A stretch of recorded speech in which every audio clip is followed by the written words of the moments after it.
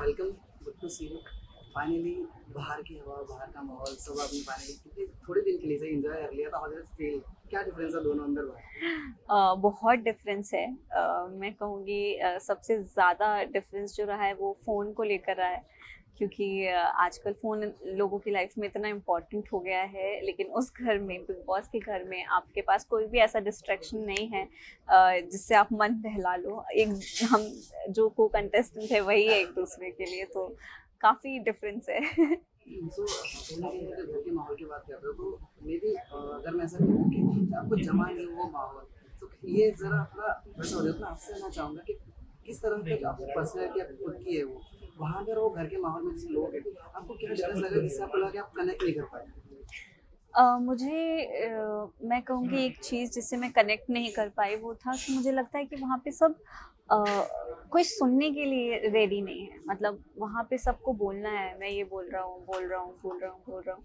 लेकिन बहुत कम टाइम होता है जैसे कि कोई सामने वाला आपको सुने। तो मुझे लगता है उस चीज़ की वहाँ कमी थी, इस वज़ह से मैं लोगों से कनेक्ट नहीं कर पाई। तो घर में कहीं न कहीं आपने जिस कहा कि घर में लोग सुनने को तैयार नहीं है, तो बहुत कुछ चुनिंदा लोग थे जिन्होंने आपकी सुनी, उसमें तन्वी का भी नाम था, उन्होंने आपकी सुनी। एंड तो फिर ऐसा उन कुछ लोगों में से तो किससे आपको सबसे ज़्यादा लगा कि यार इससे मेरा कनेक्शन बिल्ड हुआ है, कि हाँ, ये वो बंदा है जिससे मैं थोड़ा मेबी अगर मैं और लंबा रहती तो उससे और कनेक्ट कर पाती और तो कुछ गेम अच्छा खेल पाती? हाँ, करणवीर जी से भी मेरी बात हुई थी, शहज़ादा जी उनसे भी मेरी बात हुई थी, विवियन जी उनसे भी बात हुई थी। बट सभी लोग बहुत क्लियर थे कि वो गेम के लिए ही मुझे समझा रहे हैं, बोल रहे हैं।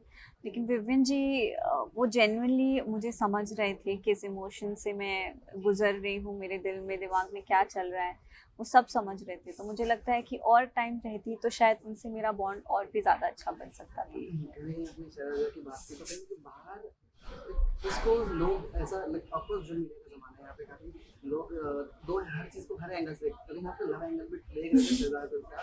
तो जब बाहर आपने वो चीज़ देखी तो हाउ डज़ इट फील? जैसा कि आपको ए, कैसी रिएक्शन मैं था? मैं बहुत बहुत हंस रही थी, क्योंकि जाते से ही उस घर के अंदर सबने मुझे अपनी छोटी बहन मान लिया था।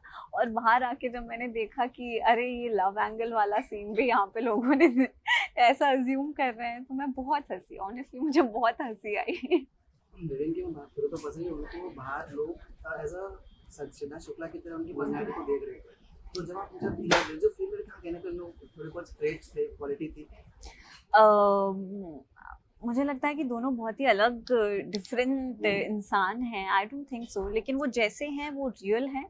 और वो जो भी कर रहे हैं, I think he is doing great, और ऑडियंस उन्हें बहुत प्यार दे रही है। कहीं न कहीं अगर हम आपके नॉमिनेशंस की बात करें, अगर आपको घर से जो हुआ तो सब घर के सदस्य की वो फैसला था एंड नॉमिनेट होना भी उन्हीं पे था। उन्होंने ऐसा कहा जिसने कि जिसके ऊपर आपने भरोसा किया, उन्हीं ने आपको धोखा दिया। तो आप कितना आपको कैसा बोलते हैं ना डिसहार्टनिंग फील होता है जब अपने ही लोग ऐसा करते हैं, तो जैसे ऐसा भी फीलिंग्स थी मन में अंदर, मन मुटाव किसी के साथ? हाँ, मतलब मन-मुटाव तो नहीं, बट बुरा लगा, क्योंकि वहाँ पे सभी को पता है कि मैं कितनी इमोशन के साथ गुज़र रही थी, कितनी चुप थी। और हर वीक के साथ, हर दिन के साथ मैंने अपने तरफ से बहुत कोशिश की है लोगों से बात करने की, घुलने-मिलने की। और वीकडेज़ में वो बोलते भी थे कि नहीं, तू ग्रो कर रही है, यू आर डूइंग गुड, अभी बात करने लगी है। लेकिन जैसे ही नॉमिनेशंस की बात आती थी तो वही रीज़न देते थे कि ये बोलती नहीं है।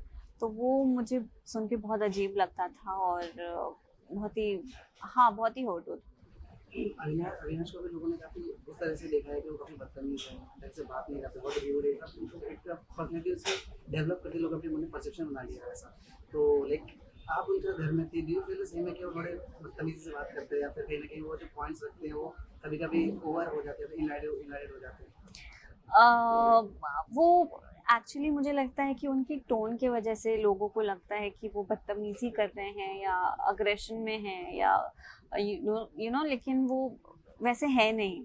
बस उनकी टोन की वजह से सामने वाले को लगता है कि नहीं यार, ये तो चिल्ला के बोल रहा है, अरे ये तो sarcastic वे में बोल रहा है। बट वो उस तरीके से नहीं बोलते हैं। वो सबने दिमाग में बना लिया ना एक, कि अरे ये तो इसी तरीके से बोलेगा, कोई समझने की कोशिश नहीं करता है। तो वैसा हुआ है। कहीं न कहीं जो रजत दलाल और चाहत पांडे की हमने वो देखी लड़ाइयाँ देखी, चाहत की वो चाहत को कहीं न कहीं लोगों ने बहुत ज़्यादा टारगेट कर दिया जस्ट बिकॉज़ उनका आई डोंट नो कुछ भी रीज़न होते हैं। घर के अंदर ही नहीं, वो बाहर भी विलेन ही दिखाई देंगे। आपको क्या रीजन लगता है कि ऐसा क्या रीजन इसकी वजह से उनका ऐसा पर्सनैलिटी इस तरह से बाहर दिखाई देती है? मुझे तो कोई आइडिया नहीं है, क्योंकि घर के अंदर जब उनके ऊपर कोई भी बात आती है तो वो स्टैंड लेती हैं और उनके मन में जो भी होता है वो बोलती हैं। मुझे लगता है जैसे कि पहले वीक में जैसा लोगों ने उन अपने दिमाग में उनकी इमेज बना ली कि अरे कोई से एक्शन बोल के चला गया, कट बोला ही नहीं है किसी ने, वो एक्ट कर रहे हैं, तो शायद उस बेसिस पे अभी तक लोग उन्हें जज कर रहे हैं, इस वजह से भी हो सकता है। रजत और विवेक का दोनों का ही एक जो मेन पर्सनैलिटी बॉस की एक उभर के आ रही है, तो कहीं ना कहीं आपने जब चाहे वो लड़ाई हो, चाहे उनके साथ में बात करना हो, तो दोनों की पर्सनैलिटी में ऐसा क्या लगता है कि किसकी पर्सनैलिटी ज़्यादा स्ट्रॉन्ग हो जाती है, एंड कौन किसी चीज़ कुछ छोटी चीज़ होती है इसकी वजह से कहीं ना कहीं कोई लैग कर जाता है पीछे। तो आपको क्या लगता है दोनों के बारे में क्या आपके परसेप्शन है? मुझे लगता है कि रजत भाई सिर्फ अपने ओपिनियंस पे ज़्यादा ध्यान देते हैं, वो सामने वाले की बात समझने की उतनी कोशिश नहीं करते। अदर हैंड विविन जी वो पूरी सिचुएशन को ओवरऑल देखते हैं, वो कंफर्मेशन लेते हैं कि भाई क्या हुआ, क्या नहीं, कैसा है क्या, तो वो सब चीज़ें देख के उनका माइंडसेट चलाते हैं, तो उस वजह से आई गेस विविन जी थोड़ा, मुझे लगता है पर्सनली कि वो ज़्यादा बेटर परफॉर्म करते हैं। आपने गेम खेल के आए हैं ना, अभी आप बाहर से भी गेम देख रहे होंगे, आपको क्या लगता है कि कौन कैमरा, हाँ सर, आपको क्या लगता है कि कौन जो गेम को सही तरीके से खेल रहा है और जीतने के कारण आपके हिसाब से जीत सकता है, टॉप 3 आने वाला है आपके हिसाब से?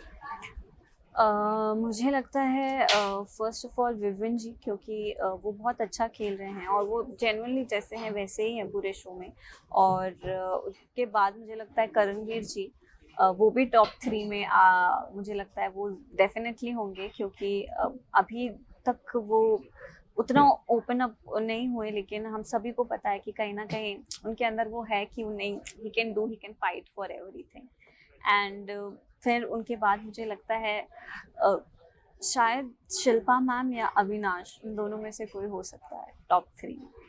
विवेक की और करण गिरी की काफी अभी थोड़े मतभेद देखने को मिल रहे हैं हमें, तो अगर अगर अगर ऐसे ही मतभेदों की बात करें तो अगर फ्यूचर में ऐसे चाहे क्योंकि ऑफकोर्स एक गेम है ना, आपकी कहीं ना कहीं फाइट्स होंगे, मुद्दे होंगे, तो अगर ऐसे की लड़ाई को देखने में तो आप किसको सपोर्ट करोगे, एंड क्या लगता है आपको दोनों की पर्सनैलिटी में से कौन ज़्यादा उभर के दिखेगा? अभी तक मैंने करणवीर जी को उतना नहीं देखा है, क्योंकि जितना टाइम मैं घर में थी वो अपने ओपिनियंस बहुत ही आराम से रखते थे और ज़्यादा ओपन अप होके उन्होंने नहीं बोला। बट मुझे लगता है कि दोनों ही इंटरेस्टिंग रहेंगे उन दोनों को देखने में काफ़ी मज़ा आएगा, क्योंकि उतना पर्सनली तो मैं नहीं जान पाई हूँ दोनों को, तो आगे काय दूँगी। ऐसे क्या चीज़ें मतलब अपने साथ लेके आई है, सीख के आई है वहाँ से? वहाँ पे मैंने यही सीखा है कि अपने मन में जो भी बात होती है वो आप खुल के बोल सकते हो, वरना अगर आप मन ही मन में रखोगे तो आप बहुत ओवर थिंक करोगे। जैसे कि मेरे साथ ही हुआ था कि मैं बहुत ओवर थिंक करने लगी थी, इस वजह से मैं और चुप हो गई। तो कभी भी ओवर थिंक मत करना, दिल में जो भी है वो आप बोल देना। कहीं ना कहीं आपको ऐसा फील हुआ कि जस्ट बिकॉज आप इतना नहीं बोल पाए, लोगों ने आपको कॉर्नर किया?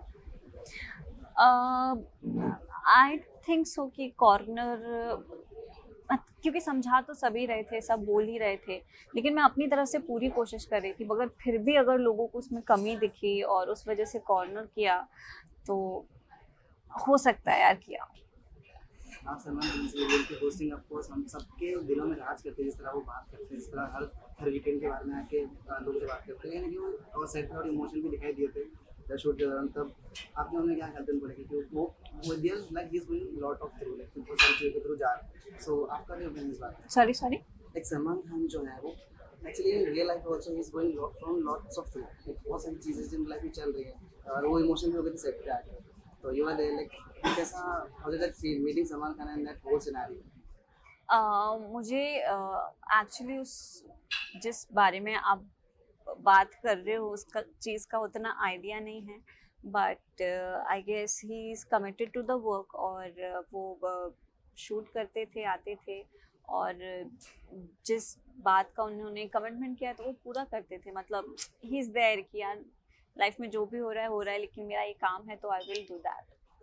दोबारा अगर हिंदुस्तान को बिग बॉस 18 के अंदर भेजा जाए तो वो क्या आपके साथ सीख के जाएगी कि इस बार मैं ये करूँगी जाके जो मैं पिछली बार ये नहीं कर पाई? मुझे लगता है कि मैंने वहाँ लोगों की बहुत सुनी और सुन सुन के ही मैं अपने शेल में चली गई।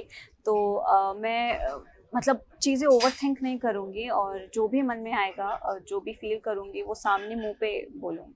लास्ट मैं चाहता हूँ कि जैसे अभी हमने आपको यहाँ देखे, हम आपको और भी बहुत सारे प्रोजेक्ट्स में देखे, लास्ट अपने फैंस को क्या मैसेज देना चाहोगे? एंड कुछ चीज़ें हैं जो बन रही हैं फिर आने वाली आपकी अच्छी जनता के लिए, वो भी जनता को बता दीजिए। मैं सबसे पहले आप सभी को थैंक यू कहना चाहती हूँ कि आप सभी ने मुझे इतना प्यार दिया, इतना सपोर्ट दिया और अब मैं आगे जो भी प्रोजेक्ट करूँगी, जो भी काम करूँगी, उसमें भी आप सभी का प्यार और सपोर्ट चाहिए होगा, तो प्लीज़ वो बनाए रखिएगा।